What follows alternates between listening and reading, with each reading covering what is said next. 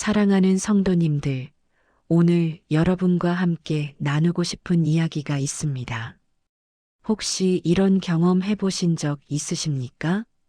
뜨거운 부흥회를 마치고 돌아온 후 갑자기 찾아오는 이상한 공허함. 금식 기도를 마치고 큰 응답을 받았는데 며칠 후부터 느껴지는 영적 무기력함. 선교 여행을 다녀와서 처음 며칠은 은혜가 충만했는데 일주일이 지나자 모든 게 시들해지는 느낌. 새벽 기도를 1년 동안 빠짐없이 나갔는데 어느 날 갑자기 기도하기가 너무 힘들어지는 순간. 사랑하는 성도님들, 이것이 바로 오늘 우리가 함께 나눌 주제입니다. 왜 신앙의 절정 뒤에는 공허함이 찾아올까요? 큰 은혜를 체험하고 뜨거운 헌신을 다짐했는데 왜 그 다음에는 이유 없는 공백이 찾아오는 걸까요? 이것은 우리의 믿음이 약해진 걸까요? 아니면 그저 지나가는 영적 침체일까요? 오늘 저는 여러분께 4가지 중요한 진리를 나누고자 합니다. 이 4가지를 통해 여러분은 신앙의 절정 후에 찾아오는 공허함이 사실은 하나님께서 허락하신 특별한 시간이라는 것을 깨닫게 되실 것입니다. 그리고 이 시간을 어떻게 지혜롭게 통과해야 하는지 그 비밀을 함께 발견하게 될 것입니다. 자, 그럼 첫 번째로 함께 살펴볼까요? 첫 번째로 영적 절정 후의 공백은 자연스러운 하나님의 패턴입니다. 사랑하는 성도님들, 우리는 종종 신앙생활이 계속해서 상승곡선을 그려야 한다고 생각합니다. 한번 은혜 받으면 그 은혜가 계속 유지되어야 하고, 한번 뜨거워지면 그 열정이 영원히 지속되어야 한다고 믿습니다. 하지만 성경을 보면 어떻습니까? 가장 위대한 믿음의 선배들도 영적 절정 후에 깊은 공허함을 경험했습니다. 열왕기상 19장을 보면 엘리야 선지자의 이야기가 나옵니다. 엘리야는 갈멜산에서 바알 선지자 450명을 대적하여 엄청난 영적 승리를 거두었습니다. 하늘에서 불이 내려와 제단을 살랐고 3년 반 동안의 가뭄이 끝나고 비가 내렸습니다. 그야말로 신앙의 절정이었습니다. 그런데 그 다음 날 엘리야는 어떻게 되었습니까? 이세벨 왕비의 협박? 한마디에 두려워서 도망쳐 광야로 갔습니다. 로뎀나무 아래 앉아서 죽기를 구했습니다. 여호와여 넉넉하오니 지금 내 생명을 거두시옵소서라고 기도했습니다. 어제까지만 해도 450명의 거짓 선지자들을 대적하던 그가 오늘은 한 여인의 협박에 무너진 것입니다. 이것이 바로 영적 절정 후의 공허함입니다. 사랑하는 성도님들, 이것은 엘리야만의 문제가 아니었습니다. 마태복음 4장 23절부터 25절을 보면 예수님께서 40일 금식 기도를 마치신 후에 어떻게 되었습니까? 금식하신 후에 줄이신지라라고 기록되어 있습니다. 그때 마귀가 찾아와서 시험했습니다. 영적으로 가장 높은 곳에 올라갔을 때 가장 큰 시험이 찾아온 것입니다. 또한 누가복음 22장 32절에서 예수님께서 베드로에게 이렇게 말씀하셨습니다. 사탄이 너희를 밀가부르듯 하려고 요구하였으나 내가 너를 위하여 내 믿음이 떨어지지 않기를 기도하였노니. 베드로가 주여 주와 함께 오게도 죽는 데에도 가기를 준비하였나이다라고 고백한 바로 그 순간에 예수님께서 하신 말씀입니다. 가장 뜨겁게 헌신을 다짐하는 그 순간 사탄이 밀가부르듯 하려고 노리고 있다는 것입니다. 성도님들, 왜 이런 일이 일어날까요? 이것은 하나님의 창조 원리와 연결되어 있습니다. 창세기 1장을 보면 하나님께서 천지를 창조하실 때 낮과 밤을 만드셨습니다. 빛과 어둠, 활동과 휴식, 충만과 공백을 교대로 두셨습니다. 이것이 하나님의 창조 질서입니다. 우리의 영적 생활도 마찬가지입니다. 계속해서 절정만 있을 수는 없습니다. 절정이 있으면 반드시 쉼의 시간, 재정비의 시간이 필요합니다. 이것은 약함이 아니라 하나님께서 만드신 자연스러운 패턴입니다. 실제로 2025년 한국 교회의 많은 성도님들이 이런 경험을 하고 계십니다. 코로나 이후 다시 시작된다면 예배에서 큰 은혜를 받았는데 몇 주 후면 다시 무기력해집니다. 특별 새벽 기도회에서 눈물로 기도했는데 일상으로 돌아오면 그 감격이 사라집니다. 이것이 바로 우리가 겪는 현실입니다. 그런데 사랑하는 성도님들, 이것을 죄책감으로 받아들이지 마십시오. 이것은 하나님께서 허락하신 자연스러운 영적 호흡입니다. 들숨이 있으면 날숨이 있고 파도가 밀려왔다가 빠지듯이 우리의 신앙도 절정과 공백을 반복하며 성장합니다. 중요한 것은 이 공백의 시간을 어떻게 이해하고 통과하느냐입니다. 엘리야는 로뎀나무 아래에서 하나님의 음성을 들었습니다. 베드로는 실패 후에 더 견고한 믿음의 반석이 되었습니다. 예수님은 광야에서의 시험을 이기시고 능력으로 사역을 시작하셨습니다. 그렇다면 이 공백의 시간에 하나님은 무엇을 하고 계실까요? 그것이 바로 두 번째로 우리가 함께 나눌 내용입니다. 두 번째로 이 시간은 하나님께서 우리를 재충전하시고 재정비하시는 시간입니다. 사랑하는 성도님들, 우리가 영적으로 뜨거웠던 순간들을 떠올려 보십시오. 그때 우리는 얼마나 많은 영적 에너지를 쏟아부었습니까? 부흥회에서 밤새 기도하고 금식하며 뜨겁게 찬양하고 눈물로 회개했습니다. 선교지에서는 아침부터 저녁까지 쉬지 않고 복음을 전하고 섬겼습니다. 특별 새벽 기도회 때는 새벽 4시에 일어나 1시간 넘게 무릎 꿇고 기도했습니다. 성도님들, 이것은 영적으로나 육체적으로 엄청난 에너지 소모입니다. 그렇다면 그 다음에는 무엇이 필요하겠습니까? 당연히 재충전의 시간이 필요합니다. 출애굽기 33장 14절에서 하나님께서 모세에게 이렇게 말씀하셨습니다. 내가 친히 가리라, 내가 너를 쉬게 하리라. 모세가 이스라엘 백성을 이끌고 가는 그 힘든 여정 가운데 하나님께서는 쉼을 약속하셨습니다. 이것이 하나님의 마음입니다. 마태복음 11장 28절에서 예수님께서도 이렇게 말씀하셨습니다. 수고하고 무거운 짐진 자들아, 다 내게로 오라. 내가 너희를 쉬게 하리라. 영적으로 수고한 자들에게 예수님은 쉼을 주시겠다고 약속하셨습니다. 그렇다면 성도님들, 신앙의 절정 후에 찾아오는 공허함은 어쩌면 하나님께서 이제 좀 쉬어라, 내가 너를 재충전시켜 주마라고 하시는 초대가 아니겠습니까? 실제로 마가복음 6장 31절을 보면 이런 장면이 나옵니다. 제자들이 예수님께 나아와 자기들의 행한 것과 가르친 것을 낱낱이 고하니 예수님께서 이렇게 말씀하셨습니다. 너희는 따로 한적한 곳에 와서 잠깐 쉬어라이는 오고 가는 사람이 많아 음식 먹을 겨를도 없음이라고 기록되어 있습니다. 제자들이 가장 활발하게 사역하던 그 순간에 예수님께서는 쉼을 명령하신 것입니다.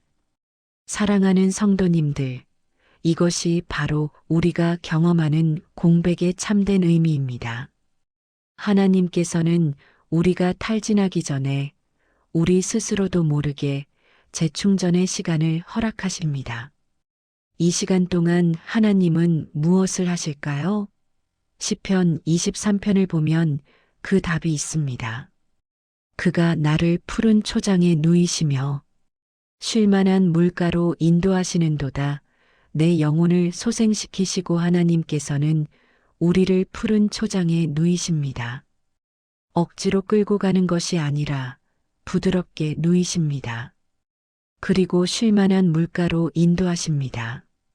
그곳에서 우리의 영혼을 소생시키십니다. 성도님들, 이것이 바로 공백의 시간에 일어나는 일입니다. 우리는 아무것도 느끼지 못한다고 생각하지만 하나님께서는 조용히 우리를 회복시키고 계십니다.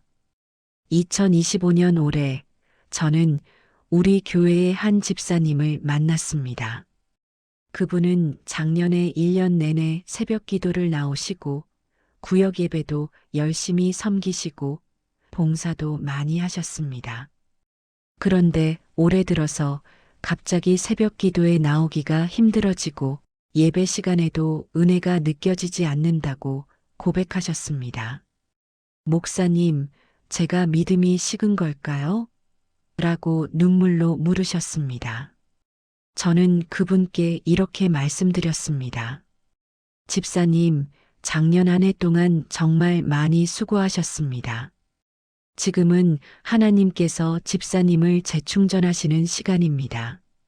억지로 뭔가를 하려고 하지 마시고 하나님 앞에서 편안히 쉬십시오. 그러면 하나님께서 적절한 때에 다시 일으켜 세우실 것입니다. 그리고 몇 달 후 그 집사님은 새로운 힘을 얻어 다시 섬김의 자리로 돌아오셨습니다. 이전보다 더 안정되고 깊은 믿음으로 말입니다. 사랑하는 성도님들, 하나님은 우리를 기계처럼 다루지 않으십니다. 우리는 감정이 있고 한계가 있고 쉼이 필요한 존재입니다. 하나님께서는 이것을 아십니다. 그래서 때때로 우리를 강제로라도 쉬게 하십니다. 은혜가 느껴지지 않는 것처럼 보이는 그 시간이 사실은 하나님께서 우리 안에 새로운 힘을 채워주시는 시간입니다.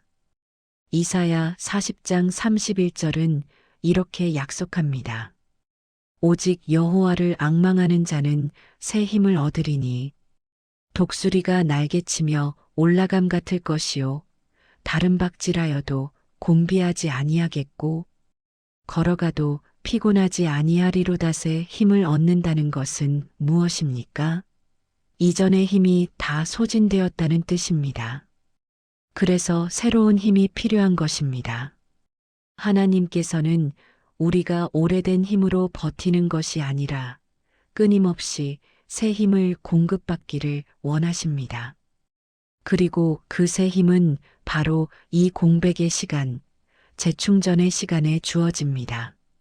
그렇다면 이 재충전의 시간은 단순히 쉬는 시간일까요? 아닙니다, 성도님들. 이 시간은 동시에 하나님께서 우리를 훈련하시고 다음 단계를 준비시키시는 시간이기도 합니다. 그것이 바로 세 번째로 우리가 함께 나눌 내용입니다. 세 번째로 이 공백은 새로운 차원의 신앙으로 가기 위한 문턱입니다. 사랑하는 성도님들, 우리가 산을 올라갈 때를 생각해 보십시오. 높은 산을 오르다 보면 중간중간 평평한 구간이 나옵니다. 그 구간에서는 더 이상 올라가는 느낌이 들지 않습니다. 오히려 멈춰 선 것 같고 때로는 조금 내려가는 것처럼 느껴지기도 합니다. 그런데 그 평평한 구간을 지나면 어떻게 됩니까? 더 높은 곳으로 올라갈 수 있는 새로운 오르막길이 나타납니다. 우리의 신앙도 마찬가지입니다. 큰 은혜를 체험한 후 찾아오는 공백은 다음 단계로 올라가기 위한 준비 과정입니다. 요한복음 12장 24절에서 예수님께서 이렇게 말씀하셨습니다. 내가 진실로 진실로 너희에게 이르노니 한 알의 밀이 땅에 떨어져 죽지 아니하면 한 알 그대로 있고 죽으면 많은 열매를 맺느니라 한 알의 밀이 땅에 떨어져 있는 그 시간은 어떤 시간입니까? 겉으로 보기에는 아무 일도 일어나지 않는 것 같습니다. 죽어가는 것처럼 보입니다. 공허하고 어둡고 답답한 시간입니다. 하지만 그 땅 속에서 무슨 일이 일어나고 있습니까? 씨앗이 썩으며 새로운 생명이 준비되고 있습니다. 뿌리가 내리고 싹이 돋을 준비를 하고 있습니다. 그리고 마침내 땅을 뚫고 나와 많은 열매를 맺게 됩니다. 성도님들, 신앙의 절정 후에 찾아오는 공백이 바로 이 시간입니다. 겉으로는 아무 일도 일어나지 않는 것 같지만 하나님께서는 우리 안에서 새로운 차원의 믿음을 준비하고 계십니다. 사도행전 9장을 보면 사울이 다메섹 도상에서 예수님을 만나는 놀라운 체험을 합니다. 빛이 비추고 음성을 듣고 완전히 변화되는 극적인 순간입니다. 그런데 그 다음에 무슨 일이 일어났습니까? 사울은 3일 동안 보지 못하고 먹지도 마시지도 않았습니다. 3일 동안 완전한 어둠과 침묵의 시간을 보냈습니다. 이것은 무의미한 시간이었을까요? 아닙니다. 이 3일 동안 사울은 바울로 변화되었습니다. 과거의 모든 것이 죽고 새로운 정체성이 형성되었습니다. 바로 이 공백의 시간에 역사상 가장 위대한 사도가 탄생한 것입니다. 또 다른 예를 봅시다. 요셉의 이야기입니다. 창세기 37장에서 요셉은 꿈을 꿉니다. 하나님께서 주신 놀라운 비전입니다. 형들이 절하고 해와 달과 11별이 절하는 꿈입니다. 그런데 그 다음에 무슨 일이 일어났습니까? 형들에게 팔려 애굽의 종이 되고 보디발의 집에서 억울하게 감옥에 갇히고 13년이라는 긴 세월을 어둠 속에서 보냅니다. 이 13년은 요셉에게 어떤 시간이었을까요? 하나님의 꿈은 온데간데 없고 공허하고 절망적인 시간이었을 것입니다. 하지만 창세기 39장 2절, 20절, 41장 16절을 보면 계속해서 이런 표현이 나옵니다. 여호와께서 요셉과 함께 하심으로 겉으로는 아무것도 일어나지 않는 것 같았지만 하나님께서는 요셉과 함께 하시며 그를 준비시키고 계셨습니다. 그 13년의 공백 끝에 요셉은 애굽의 총리가 되어온 세계를 구원하는 사람이 되었습니다. 사랑하는 성도님들, 우리가 경험하는 신앙의 공백도 마찬가지입니다. 이것은 다음 단계로 가기 위한 필수 과정입니다. 이 시간 동안 하나님께서는 우리 안에서 무엇을 하고 계실까요? 첫째, 우리의 교만을 제거하십니다. 큰 은혜를 체험하고 나면 우리는 쉽게 교만해질 수 있습니다. 나는 특별한 체험을 했어. 나는 뜨거운 사람이야 라는 생각이 들 수 있습니다. 하지만 공백의 시간을 통해 우리는 깨닫습니다. 우리 스스로는 아무것도 아니며 오직 하나님의 은혜로만 살 수 있다는 것을 말입니다. 둘째, 우리의 뿌리를 더 깊게 하십니다. 감정적인 은혜는 쉽게 오르락 내리락 할 수 있습니다. 하지만 공백의 시간을 통과하며 우리는 감정에 의존하지 않는 깊은 믿음의 뿌리를 내리게 됩니다. 골로새서 2장 7절은 이렇게 말합니다.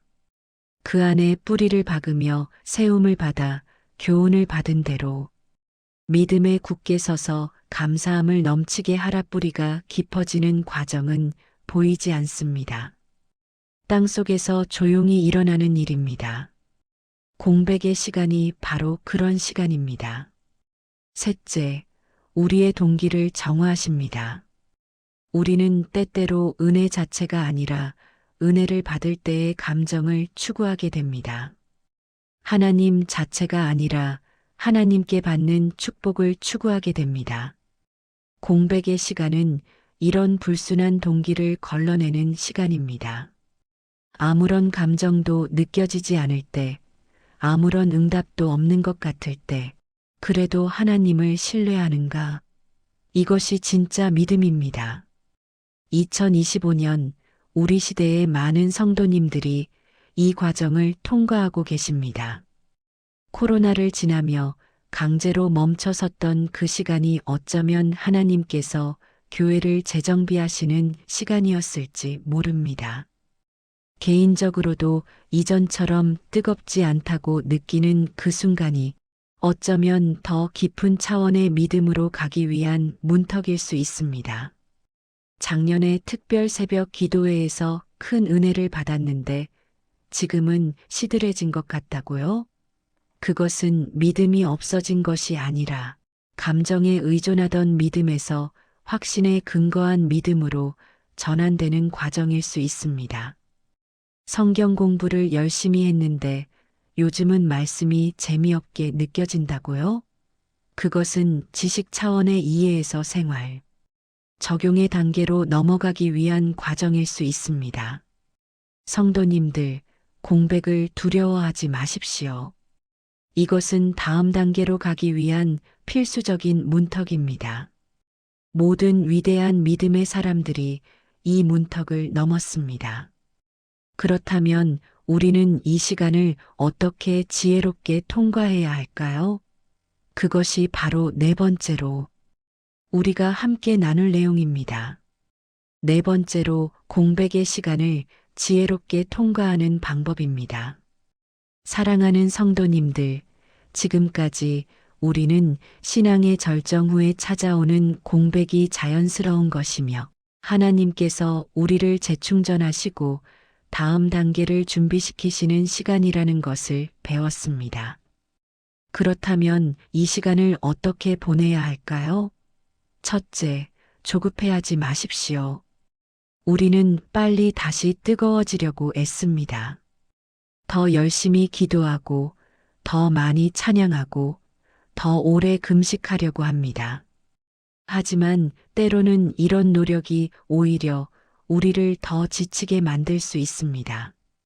전도서 3장 1절은 이렇게 말합니다. 범사에 기한이 있고 천하 만사가 다 때가 있나니 우리의 영적 생활에도 때가 있습니다. 뜨거울 때가 있고 고요할 때가 있습니다. 높이 올라갈 때가 있고 낮아질 때가 있습니다. 이 모든 것이 하나님의 때 안에서 일어나는 일입니다. 시편 37편 7절은 이렇게 권면합니다. 여호와 앞에 잠잠하고 참고 기다리라. 잠잠하라는 것은 아무것도 하지 말라는 뜻이 아닙니다. 조급하게 뭔가를 만들어내려 하지 말고 하나님께서 일하실 때까지 신뢰하며 기다리라는 뜻입니다. 2025년 우리 교회의 한 권사님이 이런 간증을 하셨습니다. 10년 넘게 새벽 기도를 나왔는데 작년부터 갑자기 기도가 되지 않았다고 합니다. 그래서 더 열심히 하려고 애썼는데 오히려 영적으로 더 메말라 갔다고 합니다. 그러던 중 이런 말씀을 들으셨습니다. 억지로 하지 말고 그냥 하나님 앞에 조용히 앉아 있으라. 그래서 그분은 새벽 기도 시간에 길게 기도하는 대신 조용히 앉아서 하나님의 임재를 느끼는 시간을 가지셨습니다. 처음에는 아무 감정도 느껴지지 않았습니다. 하지만 몇 달을 그렇게 보내니 어느 날 갑자기 하나님의 평안이 마음에 가득 차는 것을 경험하셨습니다. 이전의 뜨거운 감정과는 다른 깊고 고요한 평안이었습니다.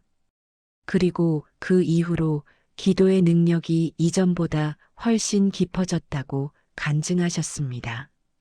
둘째, 기본을 지키십시오.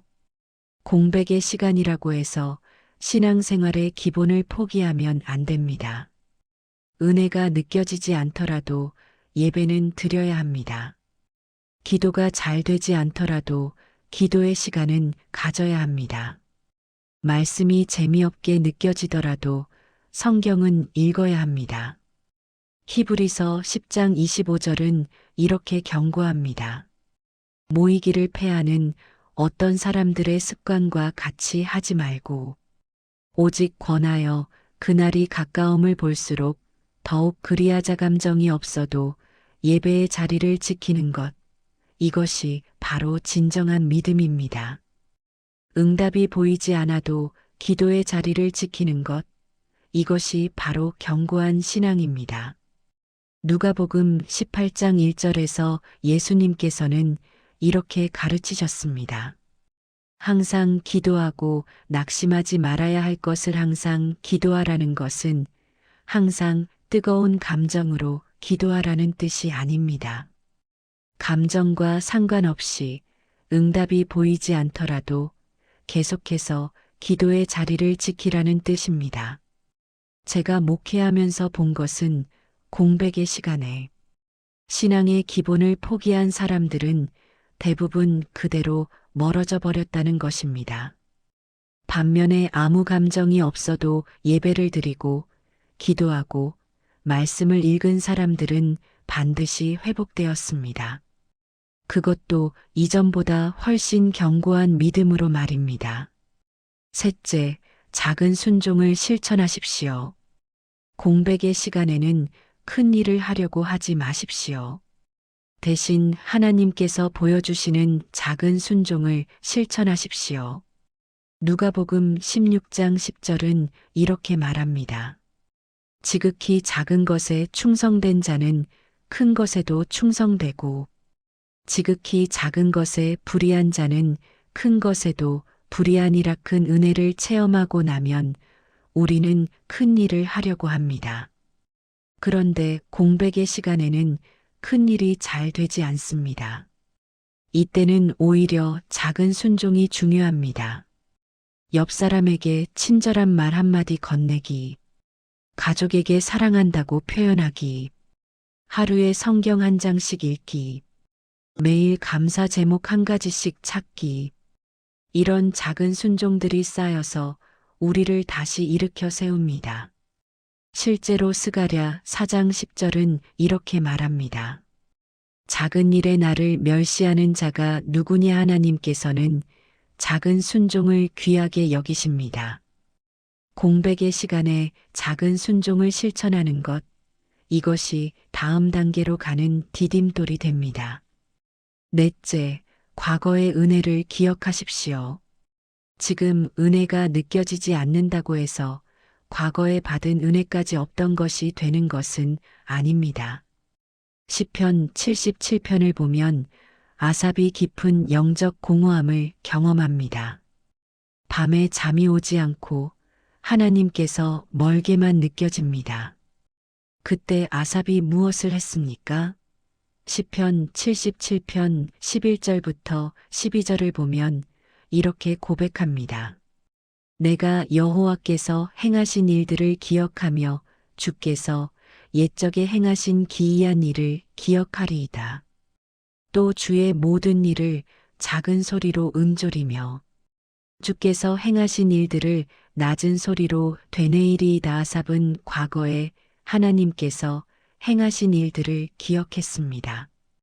그리고 그것을 작은 소리로 음조리고 낮은 소리로 되뇌었습니다.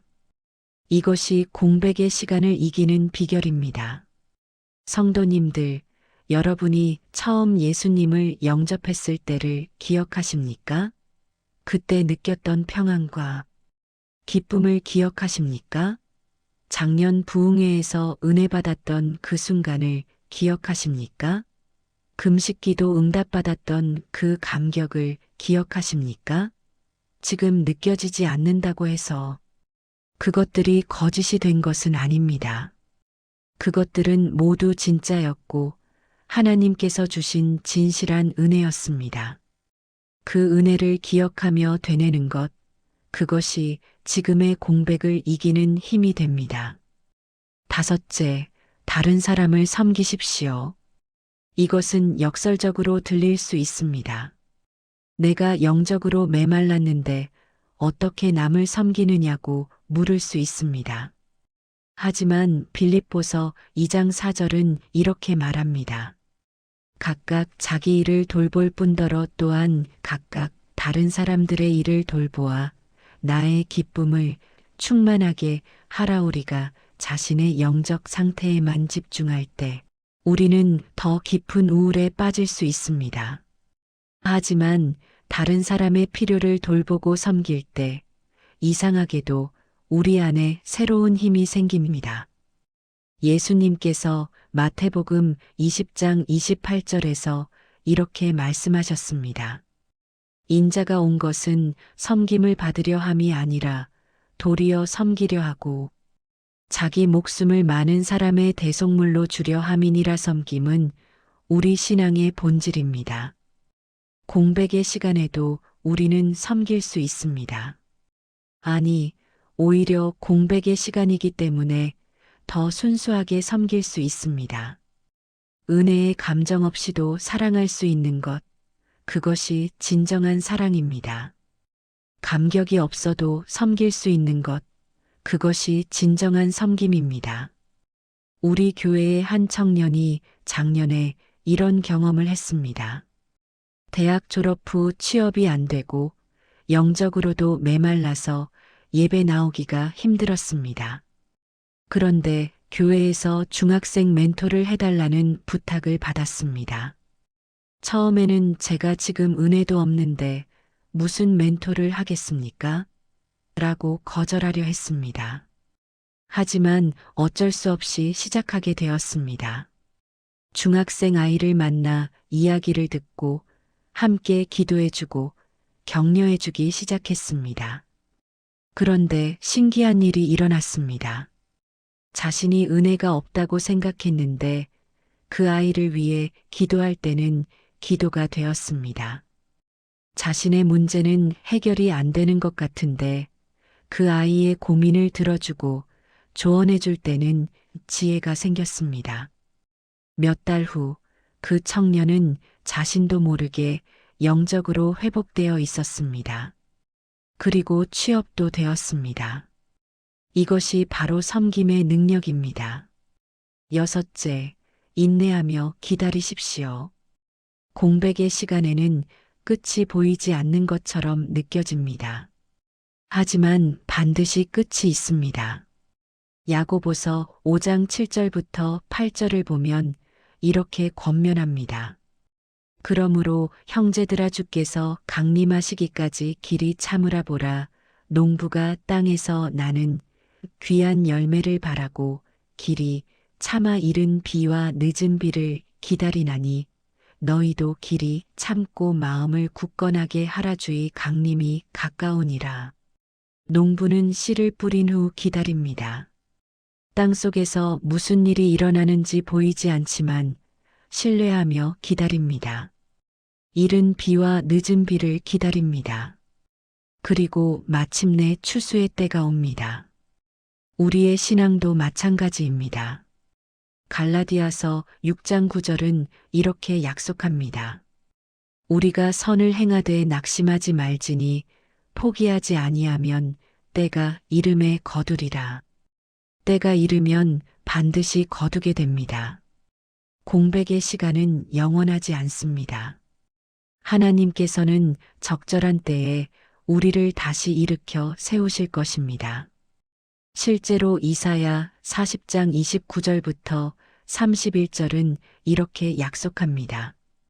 피곤한 자에게는 능력을 주시며 무능한 자에게는 힘을 더하시나니 소년이라도 피곤하며 곤비하며 장정이라도 넘어지며 자빠지되 오직 여호와를 앙망하는 자는 새 힘을 얻으리니 독수리가 날개치며 올라감 같을 것이요 다른 박질하여도 곤비하지 아니하겠고 걸어가도 피곤하지 아니하리로자.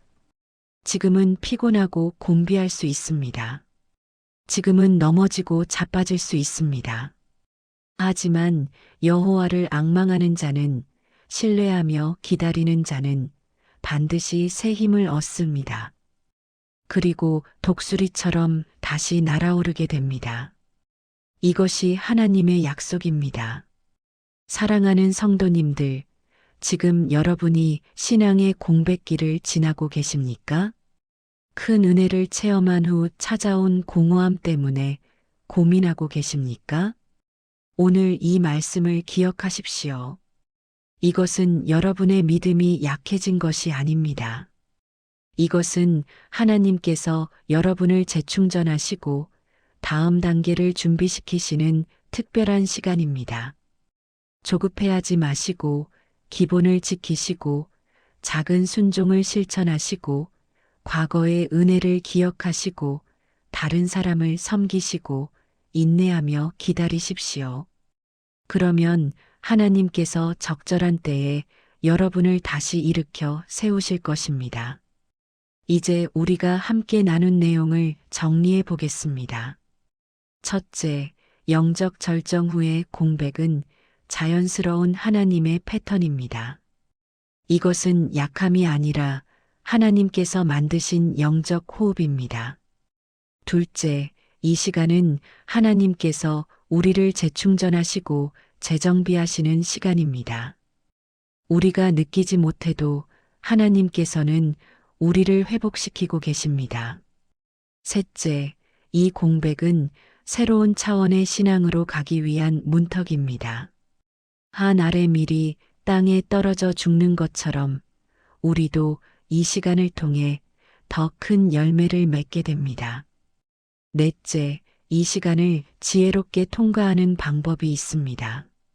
조급해하지 말고 기본을 지키고 작은 순종을 실천하고 과거의 은혜를 기억하고 다른 사람을 섬기고 인내하며 기다리는 것입니다.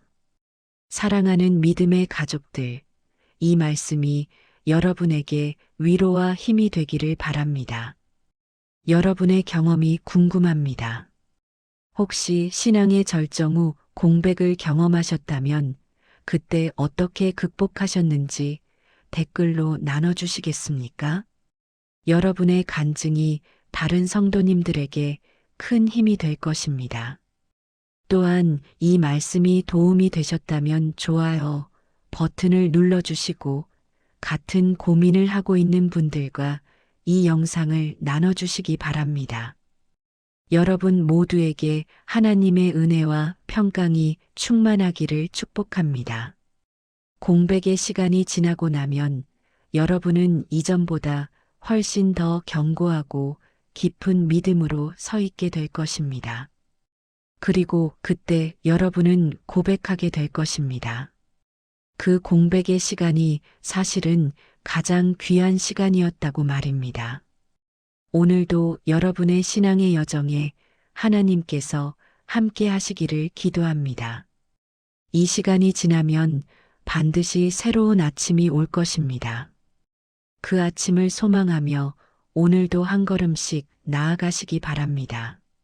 사랑합니다, 성도님들. 하나님께서 여러분을 지키시고 인도하실 것입니다. 지금 이 시간을 실제 생활에 어떻게 적용할 수 있을까요? 사랑하는 성도님들, 이제 오늘 나눈 말씀을 우리의 삶에 구체적으로 적용해 보겠습니다. 먼저 가정에서의 적용입니다. 배우자나 자녀가 신앙적으로 공백기를 겪고 있다면 어떻게 해야 할까요? 성경은 우리에게 서로의 짐을 지라고 말씀하십니다. 갈라디아서 6장 2절 말씀처럼 너희가 짐을 서로 지라 그리하여 그리스도의 법을 성취하라고 하셨습니다.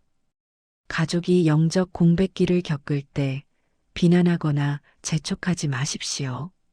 대신 조용히 기도로 받쳐주고 예배와 기도의 자리를 함께 지켜주십시오. 작년에 우리 교회 한 가정의 이야기를 들려드리겠습니다. 남편이 10년 넘게 열심히 신앙생활을 하다가 갑자기 교회 나오기를 힘들어했습니다. 아내는 처음에 답답해서 왜 이래요? 예전에는 그렇게 열심히였잖아요 라고 다그쳤습니다. 하지만 오늘 나눈 말씀을 듣고 생각을 바꾸셨습니다. 남편을 재촉하는 대신 조용히 남편을 위해 기도하기 시작했습니다. 그리고 남편이 교회 나오는 것을 힘들어할 때 괜찮아요. 당신이 준비될 때까지 기다릴게요라고 말했습니다. 대신 집에서 식사 기도를 함께하고 잠들기 전에 짧게 함께 기도하는 시간을 가졌습니다. 몇 달 후 남편은 스스로 다시 교회로 돌아왔습니다. 그리고 이전보다 더 안정된 믿음으로 섬기기 시작했습니다. 또한 자녀들의 경우도 마찬가지입니다.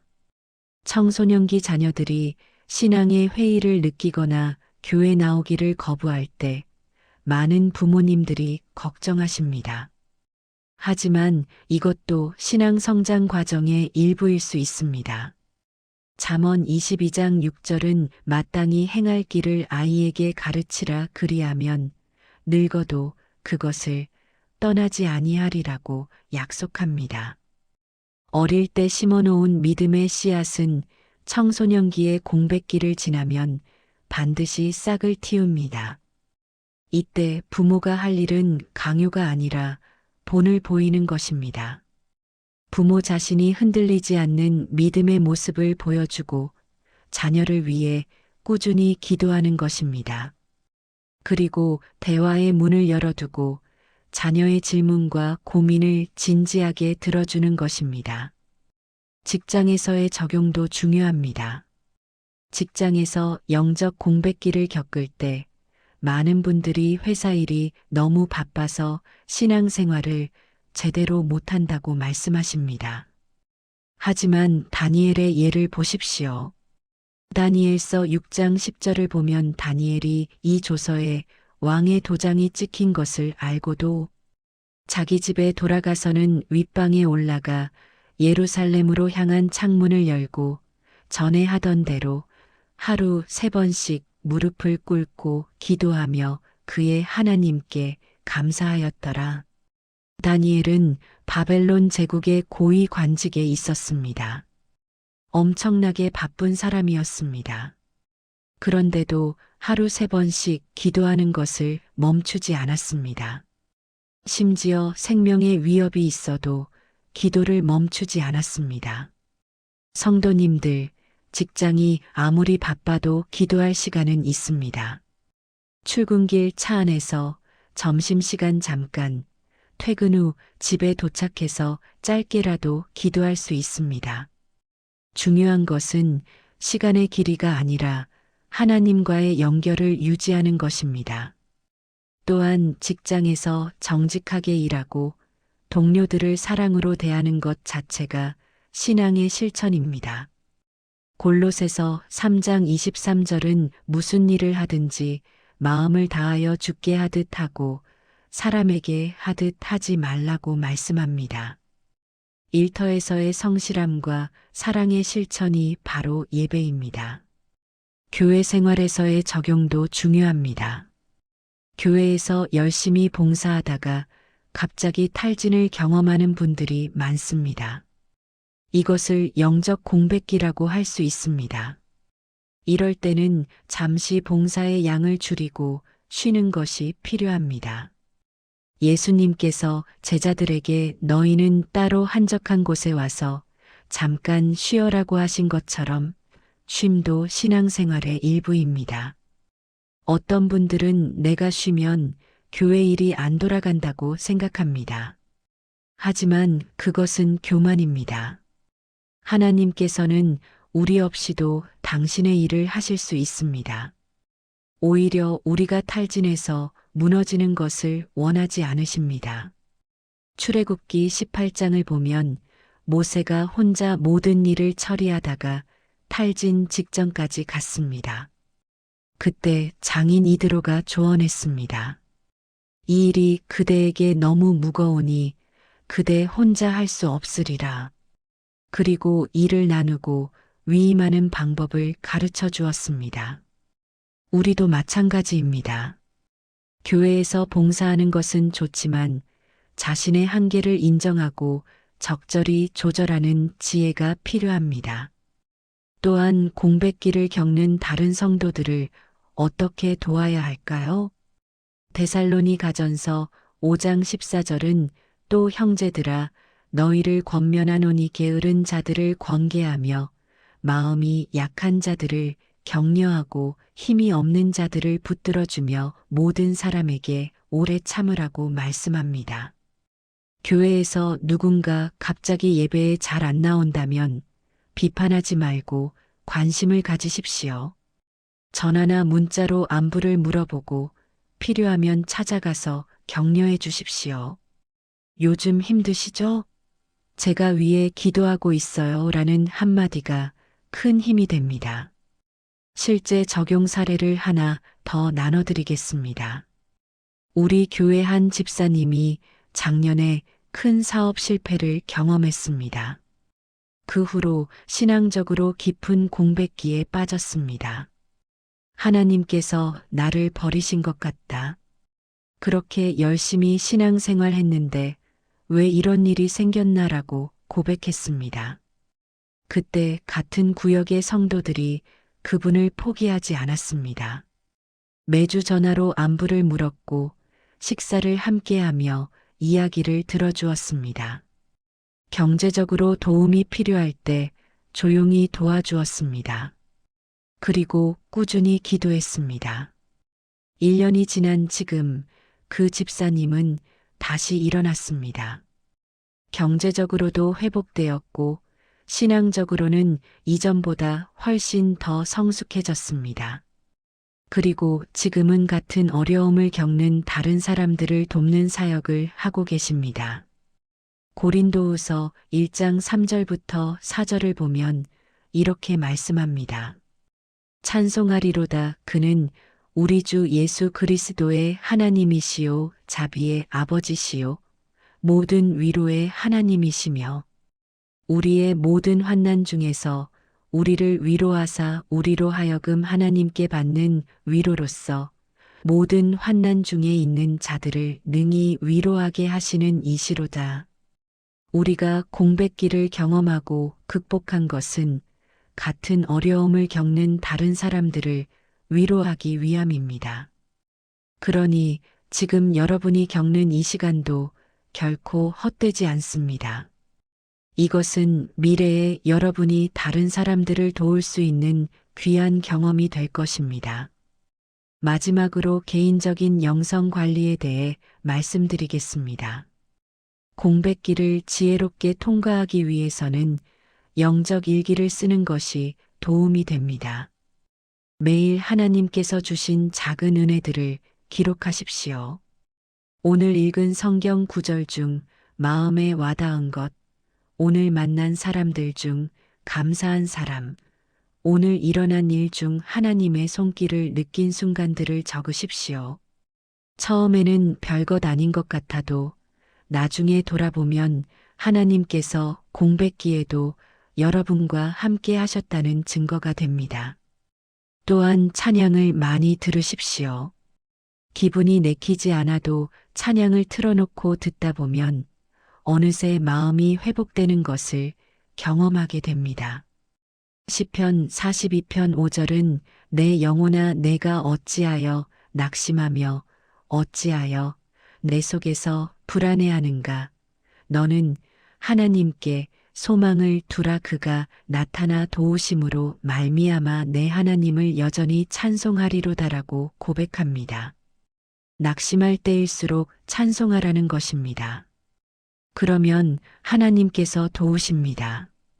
사랑하는 성도님들, 오늘 나눈 이 모든 말씀들이 여러분의 삶 가운데 실제로 적용되기를 바랍니다. 신앙의 절정 후에 찾아온 공백이 여러분을 넘어뜨리는 것이 아니라 오히려 더 견고한 믿음으로 세워지는 기회가 되기를 축복합니다. 하나님께서 여러분과 함께 하시고 이 시간을 통해 여러분을 더욱 빛나는 그릇으로 빚으실 것입니다.